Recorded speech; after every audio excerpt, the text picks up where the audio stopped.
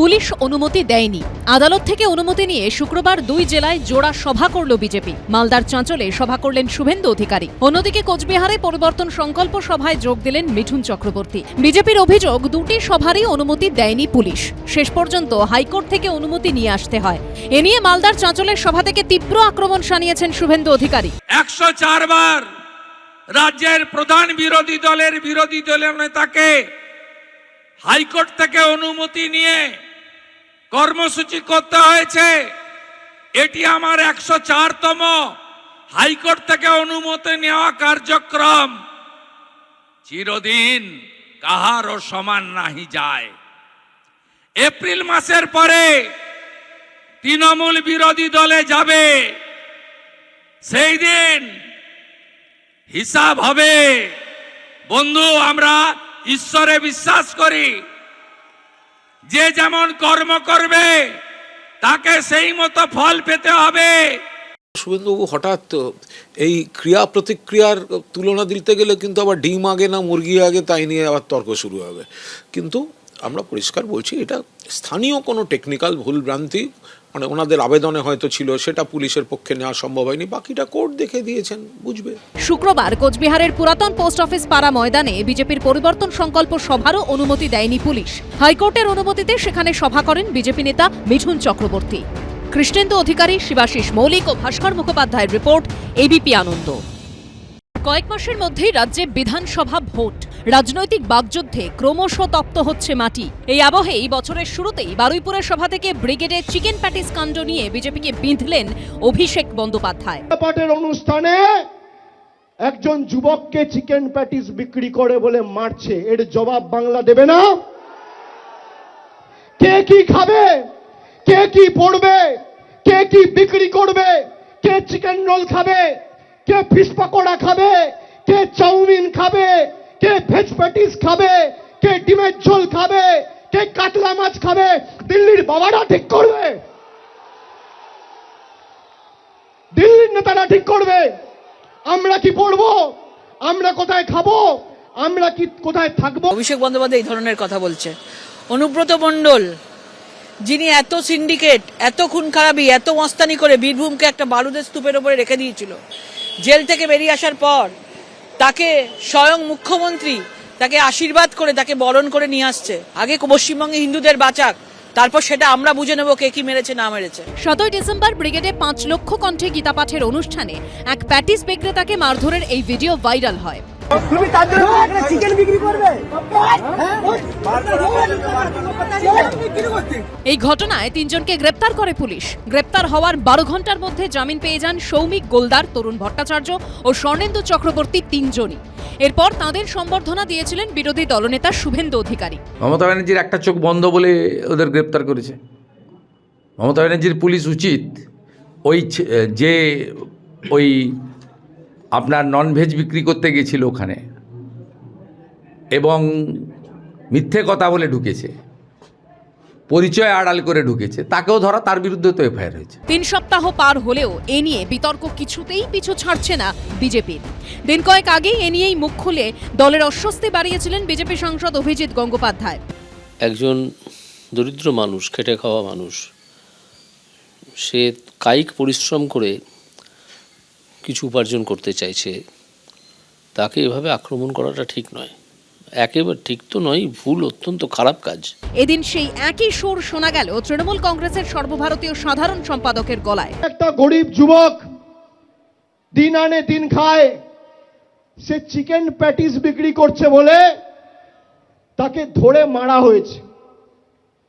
কেউ লাথি মারছে, কেউ হাতে মারছে, কেউ ডান্ডা দিয়ে মারছে। তারপর পুলিশ যখন অভিযুক্তদের গ্রেপ্তার করেছে, এই বিজেপির নেতারা সেই অভিযুক্তগুলোকে যারা বেল পেয়ে জেল থেকে বেরিয়েছে তাদের মালা পরিয়ে বরণ করেছে। এই হচ্ছে বিজেপির হিন্দুত্ব। ব্রিগেডে গীতা পাঠে প্যাটিস কাণ্ড ঘিরে যখন সরগরম রাজ্য রাজনীতি, তখন এই দিনই বীরভূমের নলহাটি 2 নম্বর ব্লকের প্রসাদপুর হাই স্কুল মাঠে 5000 কণ্ঠে গীতা পাঠের আয়োজন হয়। হিন্দু জাগরণ মঞ্চের উদ্যোগে আয়োজিত এই গীতা পাঠের অনুষ্ঠানে যোগ দেন বেলডাঙ্গা ভারত সেবাশ্রম সংঘের প্রধান কার্তিক মহারাজ। সৌভিক মজুমদার, অভিজিৎ চৌধুরী ও শুভেন্দু ভট্টাচার্যর রিপোর্ট, এবিপি আনন্দ। ইভিএম এর বোতামটা এমনভাবে টিপবেন যারা আপনাকে নোটিশ পাঠিয়ে আনম্যাপ করেছে তাদেরকে বাংলার ম্যাপ থেকে চিরতরে বিদায় দিতে হবে। 14 ফেব্রুয়ারি দেখবেন তৃণমূল বলছে আমরা ভোটে লড়বো না। ঘোষণার পর থেকেই ভোটার তালিকার এই বিশেষ সংশোধনকে ঘিরেই সম্মুখ সমরে নেমেছে তৃণমূল ও বিজেপি। একদিকে পশ্চিমবঙ্গের ভোটার তালিকা থেকে বাংলাদেশি অনুপ্রবেশকারী ও রোহিঙ্গাদের বাদ দেওয়ার দাবিতে এসআইআর এর পক্ষে সুর চড়াচ্ছে বিজেপি। অন্যদিকে বিজেপির অঙ্গুলি হেলনে ভোটার তালিকায় চুরি করার অভিযোগ এনে পাল্টা আক্রমণের পথে হেঁটেছে তৃণমূল। এসআইআর এর কারণে যারা মারা গেছেন তাদের দায় কার? অপরিকল্পিত এসআইআর এর কারণে যারা আত্মহত্যা করছেন তাদের মৃত্যুর দায় কার? আজকেও একজন ভদ্রমহিলা বর্ধমান দক্ষিণে ফুলমালা দেবী বলে একজন রয়েছে যিনি মারা গেছেন। লজিক্যাল ডিসক্রিপেন্সির নামে 1,36,00,000 লোককে জোর জবরদস্তি নোটিশ পাঠিয়ে ডাকা হচ্ছে। আরে বিজেপির যদি শত্রুতা থাকে আপনি নোটিশ পাঠিয়ে আমাকে ডাকবেন, আপনি সাধারণ মানুষকে নোটিশ পাঠাচ্ছেন কোন সাহসে? ইভিএম এর বোতামটা এমনভাবে টিপবেন যারা আপনাকে নোটিশ পাঠিয়ে আনম্যাপ করেছে তাদেরকে বাংলার ম্যাপ থেকে চিরতরে বিদায় দিতে হবে।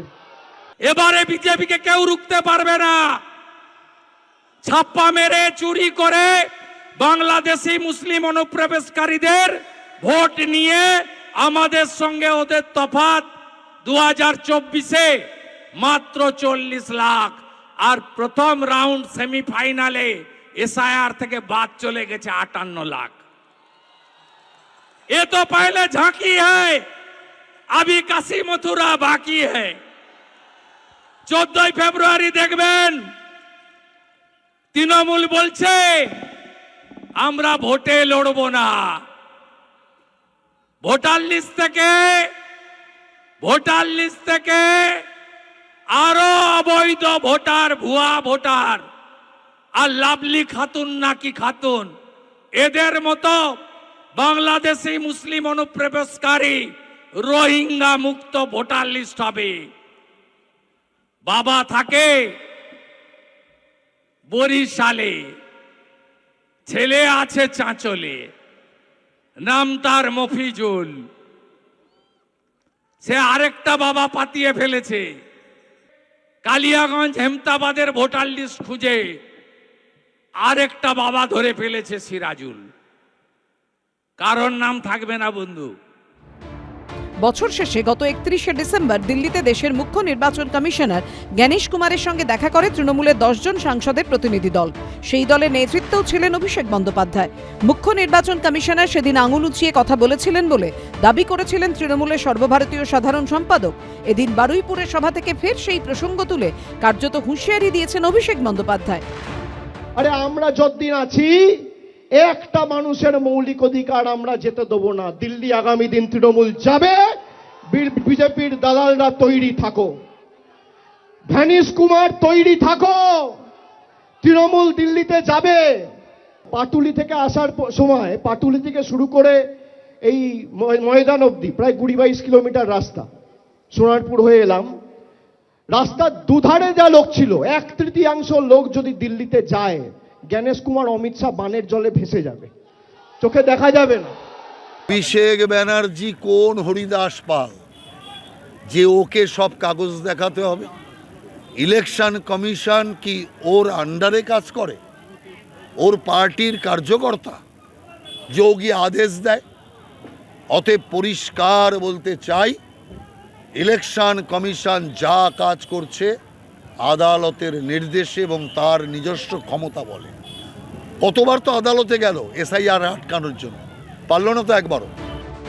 সব মিলিয়ে এসআইআর নিয়ে শাসক বিরোধী তরজা তুঙ্গে উঠেছে। ঐশী মুখোপাধ্যায়, সোমনাথ মিত্র, অভিজিৎ চৌধুরীর রিপোর্ট, এবিপি আনন্দ। এবিপি আনন্দ এগিয়ে থাকে, এগিয়ে রাখে।